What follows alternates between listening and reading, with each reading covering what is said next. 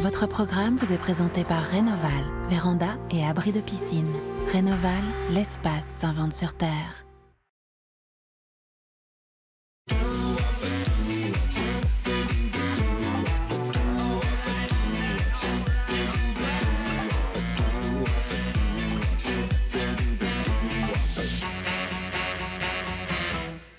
Bonjour à tous, merci beaucoup d'être avec nous en direct. C'est Ensemble, c'est mieux, au cœur du Salon de l'Agriculture, avec un nouveau générique. Voilà, on a improvisé ce nouveau générique. On est devant le centre Val-de-Loire, on est au cœur du hall 3, celui qui accueille les régions. Ça tombe bien, vous êtes sur France 3, ça tombe bien puisque c'est Ensemble, c'est mieux et que ça tombe bien puisque au Salon de l'Agriculture, évidemment, il y a quoi? Je vous le demande, il y a quoi? Il y a des animaux. On rejoint tout de suite Florelle Manda qui est avec nous pour nous faire découvrir ce salon côté animaux. Florelle, vous êtes avec quoi? Je ne vois pas derrière ma caméra, mais j'ai l'impression qu'il y a un petit bébé, non? Bonjour Thibaut, effectivement, moi j'avais ce matin envie de commencer ma journée avec des animaux trop mignons. Bah oui, je suis comme ça. Je suis avec, regardez ici, des petits agneaux et brebis d'Écosse du Lot. Il me fait un câlin en plus, c'est pas mignon. Oh là là. Donc on est ici, il y a des enfants aussi qui sont autour, qui peuvent venir les caresser aussi pour profiter de ces animaux très mignons qui ont 15 jours, n'est-ce pas Philippe? 15 jours, ils ont 15 jours, ils sont nés il y a une quinzaine de jours, on les a préparés pour le salon. Et on peut venir à tout moment, venir les caresser. On est là pour ça, on est là pour présenter nos animaux. Ouais. Et ben venez, n'hésitez pas, c'est trop mignon, ils sont ici avec leur maman, tout ça, donc c'est choupi, c'est trop mignon, voilà. Florelle, je pense que le petit agneau aimerait bien vous faire un câlin, mais il faut le prendre pour faire un câlin. Il faut le prendre. Alors écoutez, je peux essayer de le prendre avec ses petites oreilles noires et puis ses petits yeux. Essayons. Avec ses lunettes de soleil. Voilà. Et voilà. Venez faire comme moi et les caresser ici. Il est tout mignon, il est tout mignon. Merci Florelle, merci beaucoup. À l'honneur. À tout à l'heure. À l'honneur de Région, au cœur de cette émission. On est pendant 1 heure ensemble en direct. On va mettre en avant le Grand Ouest aujourd'hui. Direction la Bretagne et les Pays de la Loire. Vous voyez une grande majorité de notre côte ouest. 2 ambassadrices de la région, 2 globetrotteuses que vous voyez le matin dans l'émission Ensemble c'est mieux, présentée habituellement en région. Là, on est dans une émission nationale. Vous les reconnaissez à l'écran. Laurence Postic pour la Bretagne et Alam Nousser pour la région des Pays de la Loire. Bonjour à toutes les deux. Bonjour Laurence. Bonjour Thibaut, bonjour à tous. Écoutez, vous voyez, on vous a prévu la bande-son, on est quand même super sympa. Voilà, plein de gaieté sur ce salon de l'agriculture. On est très heureux, la Bretagne, d'être présent. Eh bien écoutez, vous qui pensez peut-être tout connaître de notre région, vous verrez que nos meilleurs produits recèlent encore quelques surprises. Vous apprendrez par exemple ce qu'est une huître triploïde ou bien encore qu'il peut exister un Queen Amman noir. Je ne vous en dis pas plus, à tout à l'heure. Un Queen Amman noir. Je sens qu'il va y avoir pas mal de surprises tout au long de cette émission parce que moi-même en me promenant ici, j'ai vu des choses, je sais pas à quoi ça ressemble. Vous voyez, derrière, on est en train de découper de la viande, ça sent bon, c'est le hall où on partage. On va aller voir Alam tout de suite, Alam Nousser, région des Pays de la Loire. Bonjour Alam, pareil, vous allez nous présenter plein de choses, le meilleur de votre région. Il y en a des choses à montrer encore. Hein. Et oui, bonjour Thibaut et bonjour à tous. Alors on n'a pas le bignou, mais vous inquiétez pas, il y a plein de choses sur notre stand.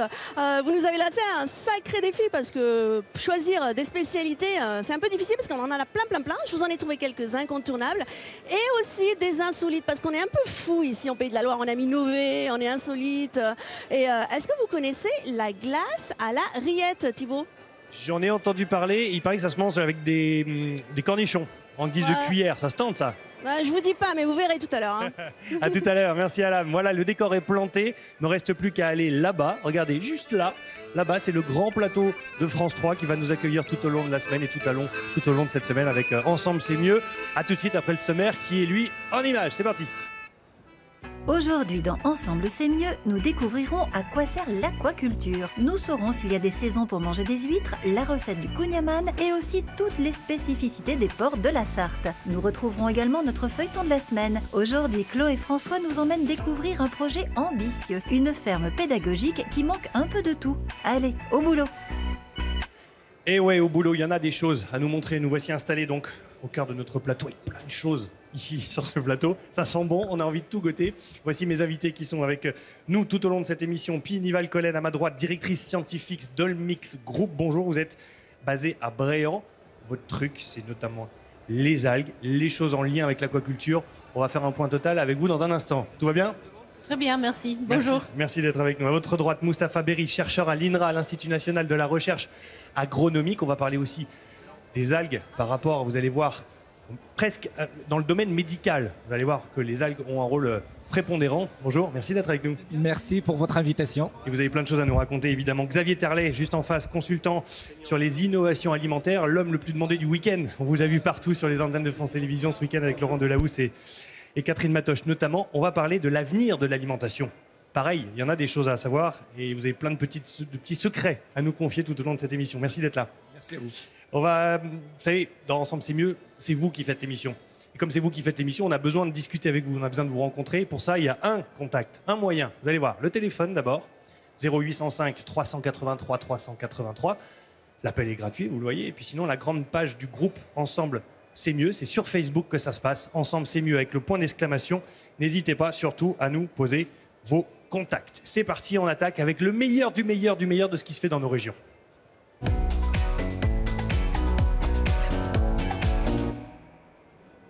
Et le meilleur de nos régions, je ne peux pas trop pencher l'assiette, sinon il y a tout le jus et toute l'eau de mer qui va dégouliner sur le plateau. C'est notamment les huîtres. C'est un produit d'exception. Traditionnellement, on en consommait uniquement pendant les fêtes, mais finalement, les huîtres, c'est tellement bon et on a tellement de chance d'en avoir dans notre grande et belle France que du coup, on en mange tout au long de l'année. Et cela a inspiré une question que vous nous avez envoyée. C'est Noémie. Elle est dans les Côtes-d'Armor et elle a une question très précise qu'on s'est tous au moins posée une fois, Noémie. Bonjour, je suis Noémie Milin, j'ai 25 ans. Je suis professeure des écoles et je viens de Ploua dans les Côtes-d'Armor. Je me posais une question, est-ce qu'il y a une saison pour manger des huîtres? Si oui, laquelle? Et est-ce que ça change quelque chose à la dégustation au niveau du goût ou de la texture? Et on va essayer d'y répondre à cette question. En tout cas, c'est vrai que traditionnellement, on mangeait les huîtres avec les mois en R. On va voir que tout cela a évolué. Et finalement, puisqu'on était dans les Côtes-d'Armor, direction la Bretagne, avec Laurence Postic qui présente Ensemble c'est mieux en Bretagne. Côtes-d'Armor, Ille-et-Vilaine, Morbihan, Finistère. Si là-bas, on n'a pas la réponse à la question de Noémie, Laurence, je ne sais pas qui va l'avoir. Je vous confirme, ici on a la réponse et je suis en très bonne compagnie pour cela, puisque je suis en compagnie de Ronan Lorjouquier, ostréiculteur à Locmariaquer. Ronan, bonjour. Bonjour Laurence. Alors, est-ce que vos huîtres, les huîtres de Kerpenir, on peut les déguster toute l'année? Absolument, et je recommande même de les goûter l'été. C'est là qu'elles sont au meilleur d'un point de vue gustatif et organoleptique. Mais elles sont laiteuses? Ça, c'est pas un problème? Alors prenez les plus petites, et d'un point de vue nutritionnel aussi, je voulais dire. Mais prenez les plus petites, du numéro 4 ou des numéro 5, un zeste de citron, et elles sont exquises l'été. Donc on les déguste toute l'année, voilà. Noémie a sa réponse, et elles sont même encore meilleures de qualité nutritionnelle l'été. Voilà. Il faut absolument bannir ce proverbe qui dit qu'il ne faut pas manger des huîtres pendant les mois sans air. C'est totalement faux. Vous voyez, on tord le coup à toutes les idées reçues. Que penser alors justement des huîtres garanties non laiteuses qu'on peut trouver de mai à août, au printemps, en été, sur l'étal de l'Écaillé? Vous parlez des fameuses huîtres triploïdes? Alors qu'est-ce que c'est, les huîtres triploïdes? Simplement, ce sont des huîtres de laboratoire qui sont obtenues par des chocs thermiques et chimiques et des croisements avec des individus tétraploïdes. Donc ce sont des animaux de laboratoire. Donc génétiquement modifiés. Alors il y a un débat là-dessus. Moi j'affirme que oui, simplement OGM veut dire génétiquement et je dirais plutôt génomiquement. Le génome est modifié, oui. Ouais. On les appelle poétiquement les huîtres des 4 saisons. Les 4 saisons, c'est joli, mais on ne sait pas ce qu'on avale. Bon, comment on les reconnaît pour être très concret? Par exemple, elles ont quelque chose, un petit bec, quelque chose qui les... Alors ces huîtres produites par l'industrie en fait sont captées par sur des micro-brisures, ce qui fait que à l'arrière de l'huître, il y a comme un petit bec. Qui remonte comme ça, sur la charnière. Voilà. Ouais.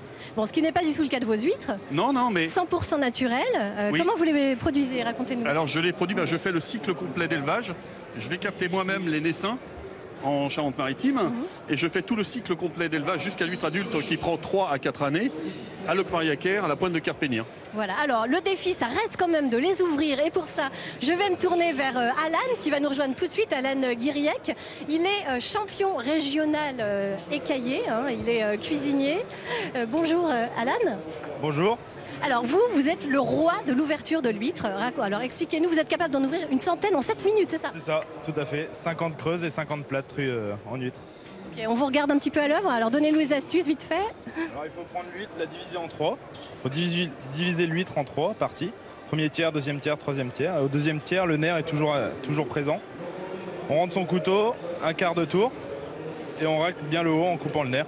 Et voilà, une huître bien ouverte. Tout à fait. Bon, écoutez Thibaut, ce que je vous propose, c'est que je vais vous en ouvrir une petite douzaine et je vous les emmène sur le plateau. Et après, on les déguste ensemble. Ça vous va?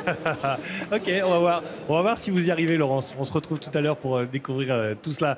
Effectivement, ça fait partie du direct. Je vous rappelle qu'on est en direct, c'est Ensemble, c'est mieux. On est au cœur du hall 3, ici, au cœur du salon de l'agriculture, dans le stand des régions. Cherchez pas, c'est celui où ça sent le plus bon. C'est celui où vous aurez le plus de produits différents. Et c'est celui surtout où vous allez rencontrer toutes les différentes régions. Et on met en avant 2 régions aujourd'hui dans cette émission. Bretagne avec Laurence, que vous avez vu, et puis les Pays de la Loire avec Alam, qui nous attend, elle aussi, avec un ostréiculteur. Alors, les Pays de la Loire, vous le voyez, hein, Mayenne, Sarthe, Maine-et-Loire, Loire-Atlantique et Vendée. Là-bas aussi, je pense qu'on a la réponse. Alam, vous êtes avec un ostréiculteur comme Laurence. Effectivement, alors je suis sur un bar à huîtres également.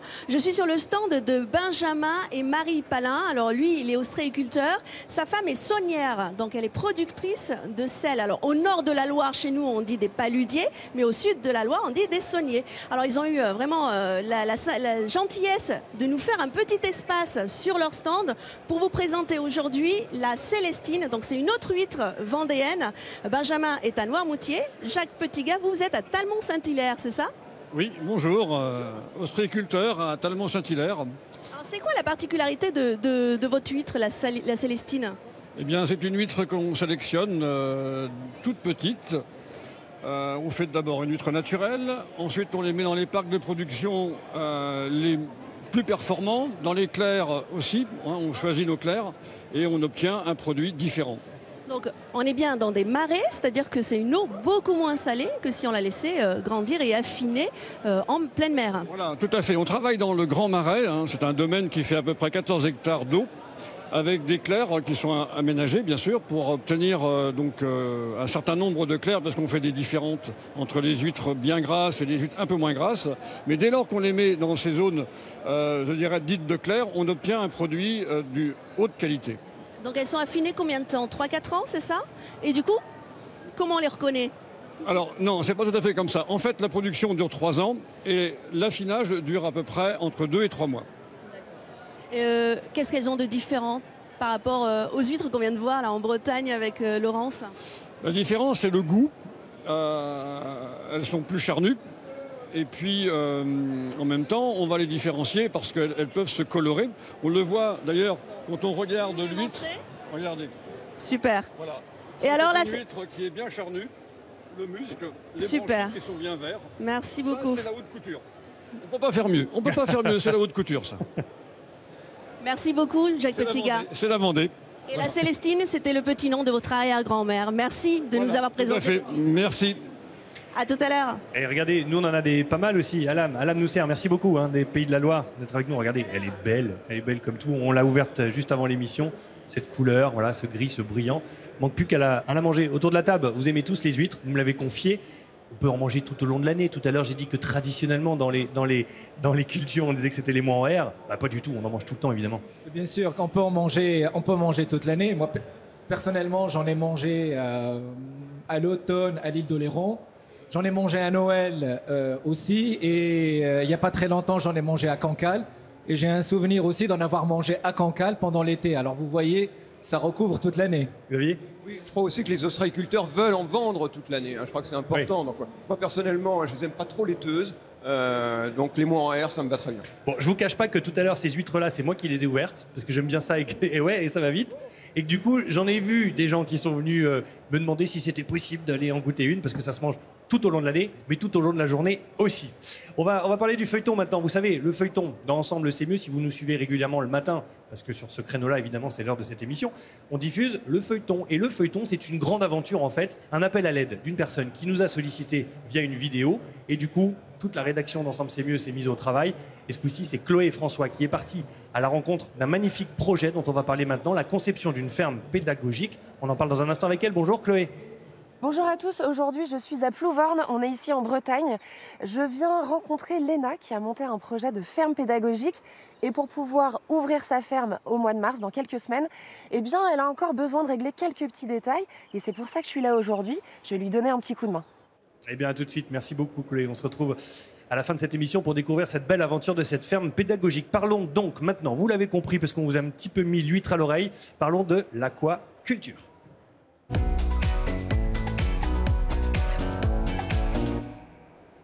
Et l'aquaculture, c'est un mot qui revient un petit peu partout dans l'actualité, autour des discussions comme ça de table ici et là. En France, on consomme énormément des produits de l'eau et des produits de la mer de manière générale. Mais si vous ne savez pas exactement, comme nous avant cette émission, ce qu'est exactement l'aquaculture, voici la réponse en image. Vous allez voir que peut-être un jour, on verra une truite ici, à la place de la vache imminente, en guise d'affiche du Salon de l'Agriculture. Allez, le Mac sur l'aquaculture, vous saurez tout après ça, vous allez voir.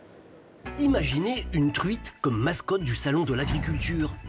Oh, ça va, je vous vois là-bas au fond, ne riez pas, car les truites s'élèvent comme des vaches. Pas dans les prés, bien sûr, mais en bassin.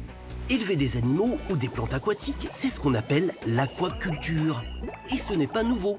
En Chine et en Égypte, l'élevage des poissons dans des bassins a commencé il y a plus de 6000 ans. Aujourd'hui, dans vos assiettes, 31% des produits d'eau salée ou d'eau douce proviennent de l'élevage. Une filière qui fait travailler plus de 16 000 personnes en France.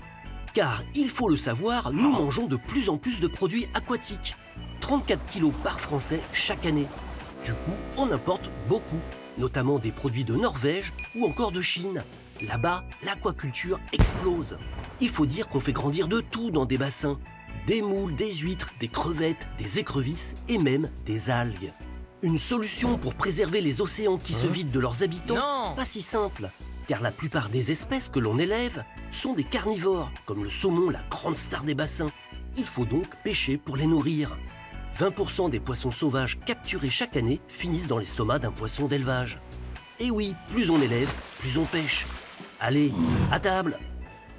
Et bon appétit, évidemment. On est au cœur du Salon de l'Agriculture. Bretagne et Pays de la Loire à l'honneur aujourd'hui pour Ensemble c'est mieux. Xavier Terlet, réaction d'abord sur ce petit sujet sur l'aquaculture. Ça va exponentiel. On mange de plus en plus des produits issus de l'eau et issus de l'eau marine, tant qu'à faire. C'est voué à ralentir ou ça va continuer d'augmenter ça va continuer parce que pour le consommateur, déjà tout ce qui vient de la mer est bon pour la santé. Il y a une image chantée qui vient de la mer et aujourd'hui, le consommateur veut faire attention à ce qu'il mange. Il veut des produits bons pour sa santé et tout ce qui vient de la mer répond à ça. Beaucoup d'innovations alimentaires. Il y en a un magnifique plateau qu'on va montrer dans un instant. Beaucoup d'avenir aussi sur les produits issus de la mer et issus des algues dont on a parlé dans ce petit sujet. Puis Nival Collen, vous êtes directrice scientifique à Allmix Group, vous êtes basée à Bréant. Vous, votre truc, c'est les algues. On peut miser le futur de l'alimentaire sur les algues? Les algues sont une des nouvelles matières premières qui peut être utilisées dans l'alimentation de demain. Notamment parce que c'est un produit très durable qui ne sont pas en concurrence avec les terres arables ou qui n'ont pas non plus besoin d'eau douce. Et avec les modifications de climat aujourd'hui, ça c'est un vrai avantage. Quand on voit les images là, on voit plein d'algues. On est d'accord que toutes les algues sont comestibles ou pas, Moustapha, par exemple? On est capable de le dire ou pas? Mais en santé animale ou en santé humaine? Alors en alimentation humaine d'abord. En alimentation humaine, c'est Pinival qui pourra répondre à cette question. Mais quand vous regardez par exemple ces produits, on trouve des algues vertes qu'on appelle la laitue. La laitue de la mer, c'est une sorte de salade. Et on trouve aussi des algues rouges. Dans le monde, il y a une centaine d'espèces différentes qui sont consommées. Par contre, en Europe, il existe une liste positive où il y a une vingtaine des espèces différentes qui sont inclus sur cette liste-là, autant d'algues, des macroalgues et des microalgues. Et pour qu'on peut vendre, utiliser une nouvelle espèce en Europe, il faut le homologuer dans la liste Novel Food. Oui, et les algues sont bien perçues par le consommateur comme un produit alimentaire. Ça, c'est important. On a entendu ces dernières années, on parlait d'insectes, par exemple. Le consommateur, il n'en veut pas, des insectes, pas dans son alimentation. En revanche, l'algue, oui. Aujourd'hui, on voit des produits, comme on voit sur ce plateau, des yaourts, des plats cuisinés, de la charcuterie. C'est le concept terre-mer qui plaît bien aux consommateurs aujourd'hui. Et ça fait partie des produits d'avenir. Justement, puisqu'on parle des algues, vous nous avez posé une question. Là, en l'occurrence, c'est Ludovic, il habite en Vendée. Il est producteur de spiruline. Il a une question très précise à laquelle vous allez peut-être pouvoir répondre notamment. Bonjour, je m'appelle Ludovic, j'ai 38 ans, je suis producteur de spiruline à Saint-Georges-de-Montaigu en Vendée. À l'étranger, de nombreuses productions en aquaculture sont labellisées bio, alors qu'en France ce n'est pas le cas. En spiruline par exemple, une seule structure a réussi à être labellisée. J'aimerais savoir quels sont les freins et les aides au développement de l'aquaculture française en agriculture biologique. Alors, Pinivelle, Colin, peut-être que vous allez pouvoir répondre à ça. Pourquoi c'est si difficile de l'obtenir, ce fameux label bio en matière d'aquaculture? On imagine que c'est pas simple. Et la difficulté, c'est que aujourd'hui, les entrants pour nourrir le microalgue, pour une microalgue de base, c'est avec des sels minéraux. Pour avoir une labellisation bio, il faut que ces entrants sont d'origine organique. Et ça veut dire également qu'on a une composition de ces entrants qui sont moins stables. Et il faut pouvoir adapter la culture à cette variabilité. La spiruline, on en parle de plus en plus dans l'actualité de manière générale, même au cœur de l'alimentation. Qu'est-ce que c'est exactement en fait? Pourquoi il y a autant d'avantages avec la spiruline? La spiruline, c'est une cyanobactérie ou ce qu'on appelle également des algues bleues et qui est une des organismes qui a développé l'oxygène sur Terre. C'est un organisme qui est présent sur Terre depuis des billions d'années et qui est très riche en protéines et également dans tout ce qui est antioxydants via la photosynthèse. Ça fait partie des nouveaux modes de consommation. Moustapha, justement, la spiruline et de manière générale les algues, en termes d'alimentation, on en a parlé, mais en termes d'alimentation animale, c'est quelque chose aussi d'avenir? Bien, tout à fait. Les algues ont vraiment toutes les vertus pour être utilisées en alimentation animale. C'est une plante qui pousse partout. Ça, c'est la première chose. Elle pousse sur tous les océans et toutes les mers. Oui. La deuxième chose, elle a un taux de renouvellement qui est très, très rapide, contrairement à d'autres plantes. Et en plus, les algues sont très, très riches en nutriments qui ont une valeur nutritive assez élevée. Et ils sont riches en protéines, en vitamines, en sels minéraux. Et tout ça nous laisse penser qu'on pourrait les utiliser en alimentation animale, bien sûr. Mais pas que, parce que ça peut aussi rentrer dans le domaine scientifique de la médecine. C'est des images que l'on voit à l'écran. Et ça peut peut-être à terme remplacer, par exemple, les antibiotiques. C'est vrai qu'on critique énormément la consommation abusive d'antibiotiques. Est-ce que l'algue, de manière naturelle, pourra un jour, à terme, devenir un antibiotique à elle-même, à elle toute seule? Attention, là, il faut... Pour répondre à votre question, les algues ne sont pas là pour remplacer les antibiotiques. Les antibiotiques, on en a besoin, et Dieu merci, et heureusement qu'ils existent. Parce que quand un animal est déjà malade, vous ne pouvez plus le traiter avec des algues. Vous êtes obligé. Une vache qui a une mamite, vous pouvez discuter avec les éleveurs qui sont ici sur le salon. Une fois que la vache a une mamite, si vous lui donnez des algues, elle ne va pas guérir de sa mamite. Voilà. Les algues, c'est quelque chose que vous pouvez donner en préventif, d'accord, pour améliorer les défenses immunitaires des animaux, pour augmenter un peu leur résistance aux maladies, et par conséquent, vous pouvez réduire l'usage des antibiotiques dans les élevages, bien sûr. Xavier, du coup, est-ce qu'on peut considérer un jour que... On parle beaucoup aussi des insectes, notamment dans l'alimentation, vu que le nombre d'habitants sur la planète ne cesse d'augmenter. Est-ce qu'un jour, l'algue peut devenir, peut-être pas l'aliment principal, mais en tout cas un des aliments principaux de l'alimentation mondiale? Pour ce qui est de l'algue, je dirais oui. Pour les insectes, non. Il y a d'autres sources de protéines sur cette planète, notamment des protéines végétales, qui sont intéressantes à utiliser. Il faut bien comprendre que l'algue, c'est vraiment deux choses. D'abord, c'est un goût différent pour le consommateur. C'est un goût iodé, c'est la mer, etc. Ça, il l'aime beaucoup. Alors attention, quand on parle aussi d'algues, on parle d'algues telles qu'on la connaît sur le bord de nos plages, et des micro-algues qui sont, alors vous m'arrêtez si je me trompe, plutôt des algues d'eau douce que l'on cultive et qui ont des fonctionnalités et qu'on utilise pour rajouter une fonctionnalité santé à l'alimentation. Alors que l'algue que l'on connaît, eh bien, l'algue marine a un goût effectivement iodé qui est très intéressant et en plus a des éléments nutritionnels intéressants. C'est pour ça qu'on le retrouve aujourd'hui de plus en plus dans notre alimentation parce que le consommateur aime ça. Merci beaucoup. Merci Xavier d'avoir répondu à toutes ces questions. Allez, vous voulez manger des huîtres ou pas? Ouais, c'est le moment. Allez, le temps juste pour moi de vous montrer que si vous voulez nous joindre, évidemment, vous connaissez la recette. Vous avez le téléphone, d'abord, qui va s'afficher à l'écran, le 0805 383 383, l'appel est gratuit. Et sinon, la grande page Facebook d'Ensemble c'est mieux, c'est un groupe avec Nasser qui va répondre à toutes vos questions, toutes vos photos, tous vos commentaires. N'hésitez pas. Allez joindre qui veut goûter? Allez, Elie, tenez, hop. Je coupe l'intérieur là pour que ce soit plus facile à manger. Tac. Voilà, n'oubliez pas l'eau de mer, parce que ça, c'est bon.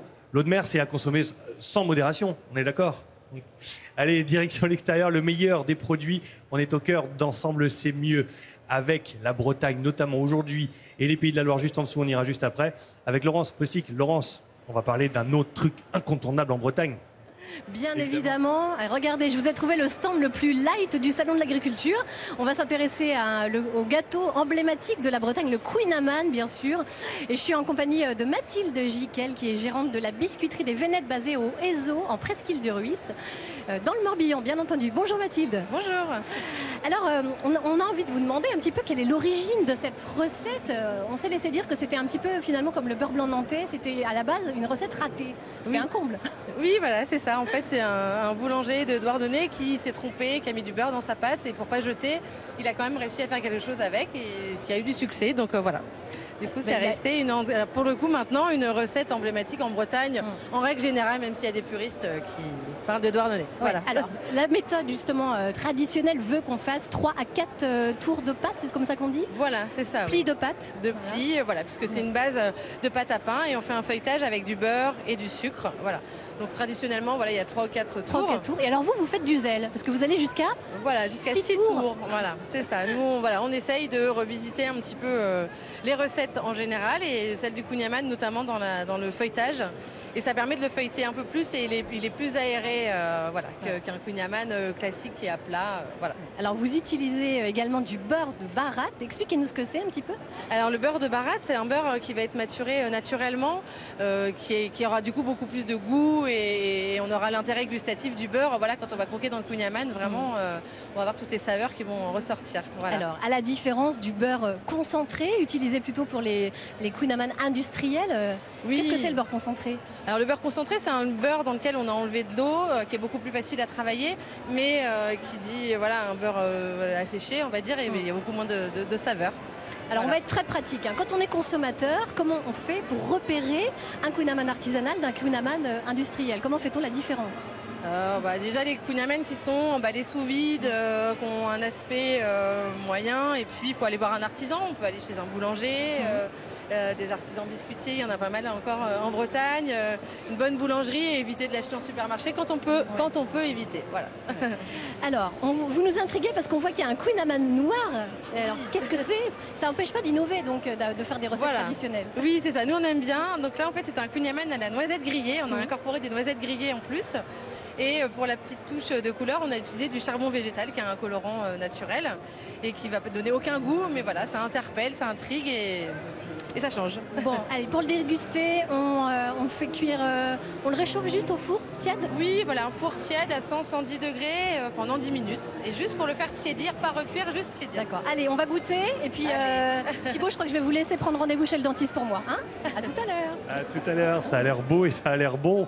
On va se rendre maintenant dans les Pays de la Loire. Alors, les Pays de la Loire, on va pas parler de la même chose que le kouign-amann, évidemment, en Bretagne. On va parler, regardez, Pays de la Loire, c'est la Loire-Atlantique, le Maine-et-Loire, la Sarthe, la Mayenne et la Vendée. On va parler de quoi, à votre avis, autour de cette table? De rillettes. Eh oui, après les huîtres. Allez, merci, je mange directement.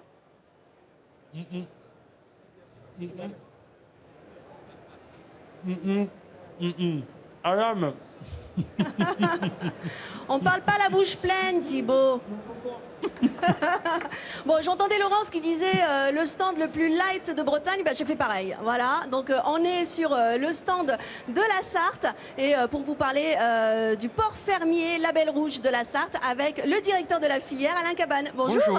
Merci de nous recevoir. C'est très gentil à vous d'être là. Bon, alors dites-nous, port fermier Label Rouge, vous fêtez vos 30 ans d'ailleurs. Voilà, c'est les 30 ans, on l'a créé en 1989. C'est un cochon qui va dehors, qui dort sur la paille, qui ne mange que des bonnes choses, comme je dis toujours. C'est un cochon qui ne mange pas de cochonnerie. Et c'est pour ça que les artisans qui le travaillent le choisissent et puis gagnent des médailles comme cette année ici au Salon de l'Agriculture. Ah, n'en dites pas trop. Attendez, le teasing. Bon, alors quand vous dites ils dorment sur la paille, ils mangent pas d'OGM, etc. En fait, c'est le bien-être animal avant tout, c'est ça? C'est d'abord du label rouge. Donc le label rouge, c'est de la qualité supérieure avant tout.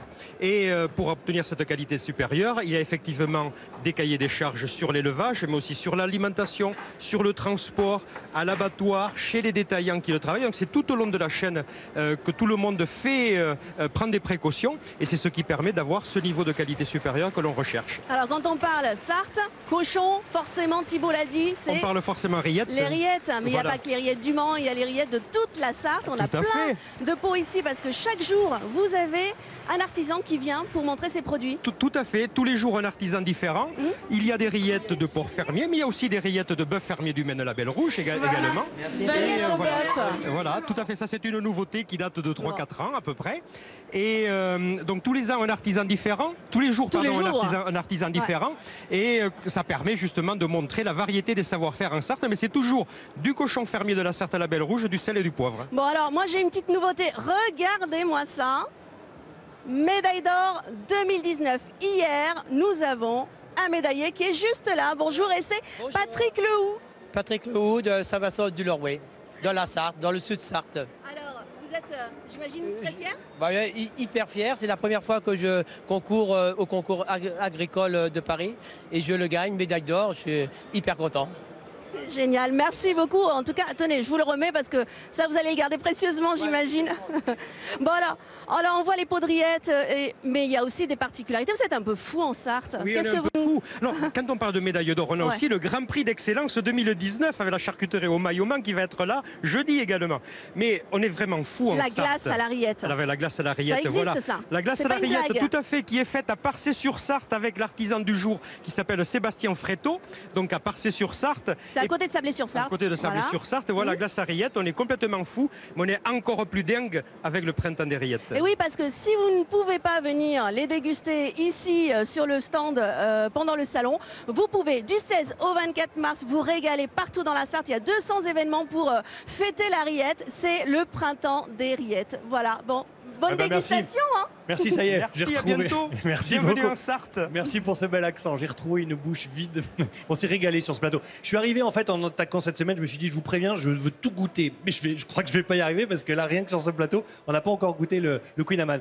Xavier, vous vouliez réagir justement sur l'importance de ces labels que l'on retrouve sur pas mal d'étiquettes. Hein. Oui, c'est important parce que le consommateur français, il faut bien le savoir, est le plus conscient du risque alimentaire au monde. Hein. C'est celui qui se soucie le plus d'une bonne alimentation. Donc il est à la recherche de labels et de garanties. On a cité le label rouge, le label du concours général agricole avec la feuille de chêne qu'on a vue tout à l'heure. Donc ils viennent de la gagner et tant mieux. C'est un vrai label, vraiment très rigoureux, qui donne des garanties aux consommateurs. Je crois que là c'est important d'avoir savoir choisir ses produits et les labels.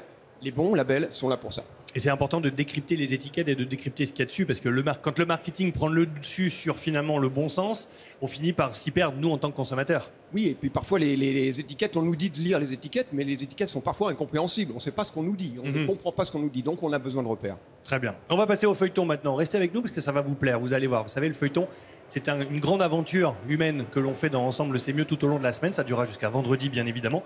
Et là, c'est Chloé François, notre globe-trotteuse qu'on va retrouver sur les routes de France. Elle est partie à la rencontre de Léna qui a pris son téléphone et qui s'est filmée et qui nous a envoyé cette vidéo. Cela concerne une ferme pédagogique. Écoutez son message et vous allez voir, on n'a pas pu rester insensible, évidemment.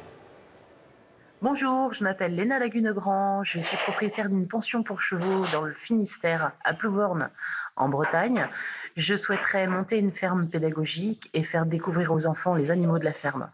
J'ai besoin pour cela de l'émission Ensemble c'est mieux. Merci, à bientôt. Et voilà, et du coup Chloé est partie à la rencontre de Léna pour l'aider dans son aventure de projet de ferme pédagogique. Restez avec nous parce qu'on va vous en montrer une aussi, ferme pédagogique, dans un instant. C'est le premier volet de notre feuilleton, il y en aura 5. On retrouve Chloé, François, c'est parti.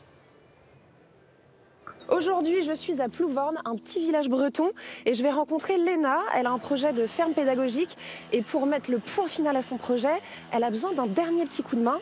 Alors je vais aller l'aider parce que franchement, ensemble c'est mieux.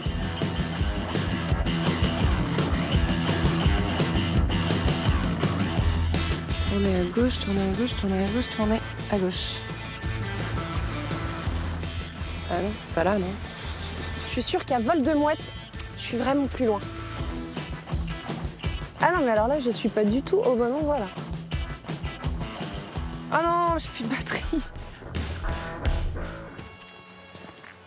J'étais pas loin, je le savais. Allez, go.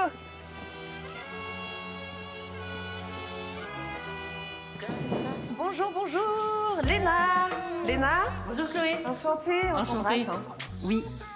Ravie d'enfin vous rencontrer. Moi aussi. Et de trouver l'endroit. Je vous attendais avec impatience. Eh ben parfait, alors on se tutoie. On se tutoie. On se tutoie, allez. Ce sera plus simple. Alors je vois des chevaux. Oui, j'entends même des chevaux. On est dans la partie écurie des 1000 pieds fermes. Oui, parce qu'il y a plusieurs activités. On a plusieurs activités. On a une activité de pension pour chevaux. Je reçois des chevaux qu'on me confie. Et puis par ce biais-là, j'ai rencontré mon mari, qui était à l'époque maréchal ferrant. Notre passion est devenue commune. Et voilà, le cheval, c'est indispensable. Et toi, tu aurais pu faire en fait que les chevaux. J'aurais pu, mais j'avais envie de faire des choses plus en relation avec les autres. Donc tu as monté une ferme pédagogique. Donc, et ça, c'est ton projet actuel. Voilà, c'est ça, c'est mon projet. Je suis en train de le mettre en route. Mais alors les autres animaux, ils sont où? Eh ben, ils sont de l'autre côté. Ah, parce qu'on voit que c'est grand ce hangar. Voilà, je te montre. Pourquoi avoir monté une ferme pédagogique? La naissance de mon petit garçon m'a fait prendre conscience que ça pouvait être sympa de lui permettre de découvrir des espèces qu'on n'avait pas. On n'avait pas de poules, on n'avait pas de tourterelles, on n'avait pas de chèvres. Donc voilà, j'avais envie de Sauf qu'à la base, tu fais pas du tout ça, toi. Toute ma vie, j'ai travaillé dans l'immobilier. D'où ce bel aménagement, quand même. T'as combien d'espèces en tout? Combien d'animaux déjà? Combien d'animaux? Une cinquantaine. Ah, ça fait quand même une petite ménagerie. Et comment tu choisis tes espèces? Je les choisis pour être raccord sur une ferme un peu typique, subvenir à ses propres besoins. Hein. On mange des œufs de poule, on mange des canards. Là, on voit des vaches. Des vaches. Je crois que c'est la couleur. Ils sont pis, hein. C'est la couleur. Non, pardon, tu n'es pas une vache. Tu es un poney. Je te prie de bien vouloir m'excuser. On appelle ça un poney pie, donc voilà, on est sur la vache. Hein. Ça, c'est un âne. Hein. Voilà. T'as des poneys. J'ai des poneys, des petits poneys Shetland de plusieurs tailles. Ça plaît toujours aux enfants. C'était le but, hein. C'était d'avoir des animaux très calmes et très manipulables, puisque le but, c'est que les enfants les touchent, les brossent, les bichonnent. Oui, de faire de la pédagogie avec les enfants à travers les animaux. C'est ça, à toucher, caresser, on va leur faire découvrir les corps. Et alors, il y a un espace à côté qui est encore vide, je vois. Oui, puisque je voudrais accueillir plusieurs espèces de lapins et une volière dans laquelle j'inclurais déjà mes tourterelles et j'y rajouterais quelques perruches. Donc c'est ce qui manque? Oui, c'est ce qui nous manque, ouais. Pour ouvrir la ferme pédagogique? Oui, c'est ça. Donc si on est là et on parle en termes d'aide, qu'est-ce que je peux faire pour toi? J'ai besoin de grillage pour mettre mes animaux dehors. D'accord, donc des enclos pour les animaux? Des enclos pour les animaux, notamment mes poneys et mes ânes là, qui commencent à trouver le temps long en boxe. Ouais. Et puis je voudrais quelques rampes d'accès qui ne sont pas encore tout à fait opérationnelles et tout à fait utilisables pour justement un fauteuil roulant. Et une poussette. Hein, parce que le but, c'est aussi que tout le monde puisse accéder. Du coup, l'enclos, on peut aller jeter un coup d'œil? Oui, avec plaisir. Ouais, on voit ce qu'il y a à faire. Allez, je te suis. Par contre, tu vas avoir un petit souci de chaussures. Ah, ouais, parce que dehors, il y a un petit peu de boue. Donc, je te préparais une paire de bottes. Oh, t'es sympa. Allez, on est je parti. suis parée, on y va. Ah oui, en effet, c'est nécessaire. C'est nécessaire. Voilà, à partir de maintenant, c'est l'aventure. La surface verte que je vois là sera la surface en herbe ici. Un enclos. C'est le futur enclos de mes ânes, poneys et chèvres. Puis c'est sur le chemin, on trouve des petits lapins. Ah bah encore mieux. Ah, ce sera encore mieux. Bon, on a un peu de boulot quand même. Hein. Quand je vois le pré là comme il est, ouais. Ça va être sympa. J'ai l'impression qu'on va y arriver là, tu vois. Il y a des bonnes vibes. Ouais, tu crois? Ouais, je le sens. Allez, ce pré va devenir un enclos et on va le faire ensemble. Parce qu'ensemble, c'est quand même vachement mieux. C'est mieux. Et ouais. On y va. On y va. Vraiment, ces bottes, c'était une bonne idée. Ouais. J'en ai des fois des idées. T'en as pas mal. Elles sont pas toutes bonnes. Hein. Vu tout ce que je vois là, t'en as pas mal. À suivre donc dans l'épisode 2 demain, vous l'avez compris, le décor est planté. On recherche donc un enclos extérieur et surtout trouver des petits lapins, c'est ce que vous voyez à l'image. C'est parti pour cette grande aventure avec Chloé qui s'est mise donc en tête d'aider et vous allez voir le résultat d'ici la fin de la semaine. Je vous rappelle qu'on est en direct au cœur du Salon de l'Agriculture, que c'est ensemble, c'est mieux, parce qu'ensemble c'est mieux, vous l'avez compris, surtout avec toutes les régions autour de nous, au cœur de ce grand hall 3 du Salon de l'Agriculture, où on met en avant donc toutes les régions de France, bien évidemment. Puisqu'on vient de parler d'une ferme pédagogique, on va en parler d'une autre. Il y en a une autre au Salon de l'Agriculture, elle est un petit peu loin, mais en tout cas, Florel Manda est avec l'un des responsables de cette ferme pédagogique. Florel. Effectivement, Thibaut, je me trouve avec Éric Blanchot, qui est responsable donc de la ferme pédagogique ici sur le Salon de l'Agriculture. Bonjour. Bonjour. Alors en quoi c'est important d'avoir une ferme pédagogique ici ? Alors la ferme pédagogique, c'est une création à la fois des vétérinaires et du Sénéca. L'objectif, c'est de présenter sur le même lieu notamment aux enfants, tous les animaux de la ferme. Oui, donc c'est important pour vous de montrer un petit peu ce qui se passe dans une ferme aux enfants. Alors c'est un endroit privilégié parce qu'il y a des animateurs qui accueillent les enfants, qui expliquent aux enfants ce que mangent les animaux. Ouais. Il y a notamment des vaches là-haut. Donc cette année, c'est la vache vosgienne qui est à l'honneur Qui sont sur la avec ferme nous pédagogique. ici, là, juste là. Alors ceux-là, on a les mêmes là-haut dans le hall 4, puisqu'on se trouve dans le hall 4 au niveau de la ferme pédagogique. On a différents animaux qui proviennent notamment de la ferme du château de Canon, Maison Canon dans le Calvados. On a donc un âne, un poney, des chèvres, des moutons, des lapins, des poules. Tout ça sert à montrer aux enfants ce que mangent les animaux. Oui, parce qu'ils ne le savent pas, ça, les enfants. Ils ont tendance à penser que ça mange des granulés ou des croquettes, en oubliant que les animaux, certains sont herbivores, d'autres granivores. Donc c'est ce que vous expliquez aux enfants sur la ferme. On explique ça aux enfants, il y a des petits jeux qui leur permettent de découvrir les animaux. Et qu'est-ce qu'ils vous demandent le plus, les enfants, en fait, quand ils viennent vous voir? Alors, ce qu'ils nous demandent le plus, en fait, c'est caresser les animaux. Ouais. Voilà. Et donc, on a préparé des ateliers qui leur permettent, à tour de rôle avec des animateurs, de caresser les animaux. Et ce qu'ils leur demandent aussi, c'est comment on soigne les animaux. Parce que comme on se trouve à côté du stand vétérinaire et qu'il y a la clinique vétérinaire à côté, ils veulent savoir comment on va s'occuper des animaux, comment ils sont heureux, est-ce que ils sont adaptés. Donc vous le voyez, Thibaut, nous sommes ici donc avec des veaux, des Vosges, ici. Elles sont bien tranquilles. Et la ferme pédagogique au salon existe depuis combien de temps, monsieur Alors ça Blanchot? fait 8 ans que la ferme pédagogique existe. Elle s'est développée de plus en plus. Et c'est vraiment un incontournable maintenant de la visite des enfants et des familles. D'accord. Merci beaucoup, monsieur Blanchot. Florel, on se demandait tout à l'heure, les animaux qu'on voit, ce sont des mini-animaux ou ce sont des bébés animaux, un veau Parce qu'on connaît beaucoup les mini-chevaux, les mini-vaches, mais là on n'arrive pas à savoir. On peut voir la trombine du petit veau? Alors, ce sont pas des mini-veaux, hein. Ils sont quand même, ils sont assez impressionnants, Thibaut. Ça se voit que vous n'êtes pas ici, hein. Donc je vous sens un peu taquin. Non, ce sont pas des mini-veaux. Non. En tout cas, il faut les timides, voilà. Ils font les timides, oui. Je sais, peut-être qu'on les a un petit peu dérangés, donc, mais ils sont très mignons. Merci. Ils sont très mignons. Merci Florel. Merci à vous, Thibaut. pour ces belles images. C'est important, Xavier, le fait d'expliquer aux enfants et d'expliquer comme ça, de leur faire toucher un petit peu de plus près l'agriculture en faisant ce genre de ferme pédagogique. C'est fondamental. C'est fondamental. Vous savez que si on veut que les enfants mangent bien, il faut expliquer l'alimentation. Et on peut le regretter. Hein. Aujourd'hui, on a des cours d'instruction civique à l'école. On vote une fois tous les 4 ans. On mange 3 fois par jour. On n'a pas de cours d'éducation alimentaire. Faire comprendre les produits, c'est peut-être les faire aimer par les enfants. Et c'est important. On le voit avec des initiatives comme celle-là. Il y en a d'autres. Des amis bretons, je vais faire un peu de pub, une association qui s'appelle Au Goût du Jour, qui fait un travail remarquable, qui va dans les écoles pour expliquer l'alimentation aux enfants. Et ça, je pense que c'est fondamental pour que la future génération n'ait pas les mêmes problèmes que la nôtre au niveau nutritionnel. Ouais. Puis Nivelle, tout à l'heure, on a essayé d'expliquer justement l'importance des algues dans l'alimentation. C'est quelque chose de nouveau, l'un et l'autre, avec les recherches que vous faites et les programmes que vous avez en charge. C'est important d'expliquer pour mieux comprendre un peu ce que l'on mange. Oui, c'est vrai. Et là aussi, il existe des associations. Il y a une nommée Food Algues qui essaye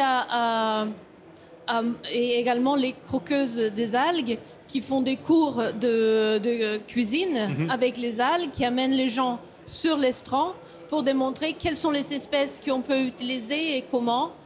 Et peut découvrir les goûts, parce qu'il faut quand même dire que les goûts de l'algue et pas quelque chose avec lequel que nous sommes accostumés et mais qu'après ça peut s'introduire très bien dans toute l'alimentation que nous on connaît et qu'on aime.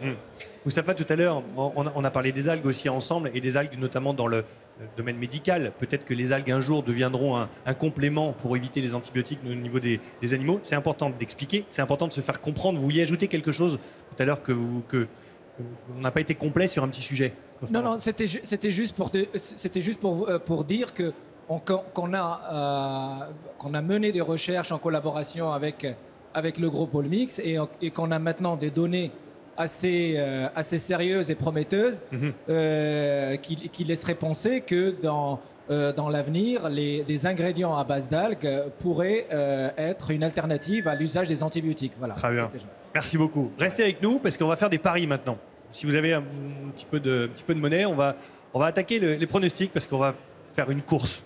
Une course avec sûrement les animaux les plus lents du monde. On se rend tout de suite dans notre région. On est au cœur du salon de l'agriculture. On parle des pays de la Loire, vous l'avez compris, et de la Bretagne. On va rejoindre Alain Mousser tout de suite, qui en a fait des kilomètres aujourd'hui. Hein. Merci de le préciser, Thibaut, parce que moi je pensais que j'allais prendre des kilos là pendant le salon de l'agriculture, mais c'est tout le contraire, je cours. Donc là je suis sur un stand. Je vous avais dit, hein, l'idée c'est de trouver des petites choses insolites. Et bien là, c'est le plus insolite de tout le salon. La Bretagne ne pourra rien y dire. Nous avons des cosmétiques à base de bave d'escargot. Alors dit comme ça donne pas très envie, mais il paraît que c'est super efficace. Alors déjà, c'est toujours plus efficace que le pétrole que l'on peut utiliser dans les cosmétiques en général. Et il faut savoir qu'à l'intérieur de la bave d'escargot, vous avez tout ce que la peau a besoin à l'état naturel, du collagène, de l'élastine, de l'acide glycolique et tout ce que la peau peut avoir pour s'hydrater, peut avoir besoin pour s'hydrater. Donc vous êtes en train de nous dire que même si on n'a pas trop envie de mettre des escargots sur la tête, c'est quand même mieux que le pétrole, hein, c'est ça? Alors c'est mieux pour le pétrole, oui. Moi j'en ai dans mon jardin. Oui. Est-ce qu'à tout hasard, j'en prends un plutôt que d'acheter vos cosmétiques et je le pose sur le visage? Est-ce que ça marche? Alors ça, je vous le déconseille parce que malheureusement dans les jardins, on a des fongicides, on a plein de choses pour traiter les jardins qui sont pas terribles et donc vaut mieux pas se le mettre sur le visage. Vous voulez dire que vos escargots sont bio? Ah oui, nos escargots sont issus d'un élevage bio. Bon, on voit là quelques personnes qui testent des escargots.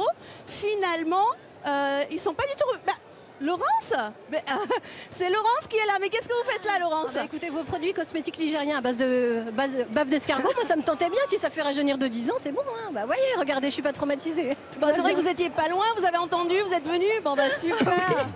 Bon, c'est difficile quand même de départager nos deux régions. Vous avez bien fait de venir. Vous avez un laboratoire en Pays de la Loire, à quel endroit? Alors entre Saumur et Angers. Ouais. Donc on fabrique les cosmétiques et après on distribue dans toute la France et un petit peu à l'export. Bon, Thibaut nous disait tout à l'heure, on va faire une course. Je vous montre. Laurence, venez voir. J'ai installé deux petits escargots qui partent sur une cible. Voilà. Donc on a l'escargot Pays de la Loire. Et celui de la Bretagne. On peut leur donner un petit nom quand même. Ouais, moi je l'ai appelé Ligérius. Bah moi ce sera Brézou. Allez. Brézou. Et pour l'instant, les Pays de la Loire sont légèrement en avance. Légèrement, moi je suis déjà à 30. Hein, voilà. Le mien est un peu à la traîne, mais on va l'encourager. Allez Brézou, allez Brézou. À vous maintenant. Bon, mais, continuez vos encouragements. Moi je sens que le mien il est parti tranquillement. Bon, sinon vous avez testé l'escargot sur le visage, ça fait quoi? Bah c'est froid, c'est un peu de... Oui. Ouais. Mais c'est pas désagréable, je reconnais. Petite sensation de fraîcheur. Exactement, voilà. C'est ça. Bon là c'était pour le fun, hein. Quand même, dans vos cosmétiques, il y a autre chose que la bave d'escargot. Alors, à l'intérieur, il y a combien de baves déjà On a des produits qui commencent à 50% jusqu'à 93% de bave d'escargot dans les produits. Et après, le reste de la formule, ce sont des ingrédients végétaux et bio, de manière à avoir une formule cosmétique, tout ce qu'il y a de plus normal en fait, et agréable à utiliser. D'accord. Comment vous faites pour... Ah, mon escargot, il avance bien, là, je suis contente. Il est parti. Comment vous faites pour récolter la bave d'escargot? Vous les chatouillez? Alors nous, c'est une stimulation à la main, c'est-à-dire qu'on est les seuls à réaliser une récolte à la main, escargot par escargot, pour ne pas martyriser. Quand vous dites stimulation à la main, vous les chatouillez alors? Alors on les chatouille, c'est-à-dire qu'on les stimule. C'est-à-dire que ça, c'est un petit peu le secret de fabrication. Vous pourrez voir sur notre site la façon dont on le fait, mais on les stimule d'une certaine manière tout de suite après la ponte, de manière à ce qu'on ait une bave très riche en protéines. Et le seul moyen d'avoir cette sécrétion, c'est de leur faire une récolte à la main. Mais ça leur fait pas mal quand même? Non, ça les fait pas mal, ça ne les stresse pas, ça ne les abîme pas. Et donc, c'est des escargots qu'on réutilise d'année en année parce que c'est des gros reproducteurs. Bon, alors, la particularité quand même de l'escargot, c'est qu'il arrive à refaire sa coquille, hein, c'est ça? Alors voilà, grâce à sa bave, il régénère sa coquille, il est capable de reconstruire sa coquille si toutefois il vient casser. Ouais. Donc c'est pour ça qu'il est bon pour notre peau? Alors pas que, mais effectivement, et puis surtout il a des petites peptides microbiennes qui sont des petits antibiotiques naturels que l'escargot sécrète pour se défendre de son environnement, et c'est son seul moyen de défense, et c'est un moyen de défense efficace puisqu'il a 400 millions d'années d'évolution naturelle. Eh ben écoutez, si avec tous ces arguments-là vous n'êtes pas convaincus, moi je sais pas quoi dire, mais en tout cas le mien... Regardez, ils sont à égalité, regardez. Non, on est 40, c'est une petite antenne d'avance, 3 fois rien, regardez, franchement. Non, Ligérius. Regardez, ça marche. Je l'ai stimulé, il est parti. Les filles, Bon, la Bretagne est pas mal quand même. Les Regardez. filles, quand est-ce vous avez lancé quand la course? Il n'y a pas longtemps, quand on est arrivé sur le stand. À l'instant. Mais moi, je crois qu'on n'aura pas le résultat. Il a fait au moins 30 km, Thibaut. C'est parce que vous n'êtes pas là, c'est pour ça que vous dites ça. Mais ils avancent à leur rythme, tranquillement, mais sûrement. Voilà. Je pense qu'on aura les résultats finalement que pour le salon de l'année prochaine. Qui va gagner? Est-ce que vous avez réussi à vous départager toutes les deux entre les huîtres, entre non, les escargots? On n'a pas réussi, c'est Laquelle est la impossible meilleure? parce que là on vous a présenté quelques spécialités, mais on aurait pu vous en parler de bien d'autres. Moi j'ai la Rouge des Prés par exemple, qui est une appellation AOP, Maine et Anjou.